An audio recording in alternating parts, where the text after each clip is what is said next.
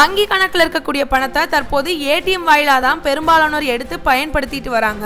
ஏடிஎம்ல பணம் எடுக்கிறதுக்கான சேவை கட்டணமும் வசூலிக்கப்பட்டு வருது. கணக்கு வச்சிருக்கக்கூடிய வங்கி இல்லாம மற்ற வங்கி ஏடிஎம்கள்ல 3 முறைக்கு மேல பணம் எடுக்கிறோம் அப்படின்னா தற்போது 21 ரூபாய் அதுக்கு வசூலிக்கப்பட்டு வருது. இந்த கட்டணம் வரக்கூடிய மே 1ஆம் தேதியிலிருந்து 23 அதிகரிக்க ரிசர்வ் பேங்க் வங்கிகளுக்கு ஒப்புதல் அளிச்சிருக்கு. இது தொடர்பா முதலமைச்சர் மு.க. ஸ்டாலின் தன்னோட எக்ஸ்தல பதிவுல கண்டனம் தெரிவிச்சிருக்கிறாரு. அந்த பதிவுல அனைவரும் வங்கியில கணக்கு தொடங்குங்கன்னு ஒன்றிய அரசு சொல்லுச்சு. பிறகு பண மதிப்பிழப்பு நடவடிக்கை கொண்டு வந்து டிஜிட்டல் இந்தியா அப்படின்னு சொன்னாங்க. அடுத்து என்ன, டிஜிட்டல் பரிவர்த்தனைகளுக்கான கட்டணம் பிடிச்சாங்க. குறைவான இருப்பு தொகை அப்படின்னு சொல்லி அபராதம் விதிச்சாங்க. தற்போது அனுமதிக்கப்பட்டிருக்க மாதாந்திர அளவை தாண்டி ஏடிஎம்ல பணம் எடுக்கிறோம் அப்படின்னா ஒவ்வொரு முறையுமே 23 ரூபாய் வரைக்குமே கட்டணம் பிடிக்க வங்கிகளுக்கு ரிசர்வ் வங்கி அனுமதி அளிச்சிருக்கு. இதனால என்ன ஆகும், தேவைக்கு மீறி ஒரேடியா மக்கள் தங்களுடைய பணத்தை எடுக்க வேண்டிய சூழல் வரும். குறிப்பா ஏழைகளுக்கு வங்கி சேவைகள் சென்று சேரணும் அப்படின்ற நோக்கத்தையே இது சிதைத்தது. ஏற்கனவே நிதி விடுவிக்காம தவிக்கக்கூடிய 100 நாள் வேலை திட்ட பயனாளிகள், கலைஞர் மகளிர் உரிமை திட்டத்துல பயன்பெறக்கூடிய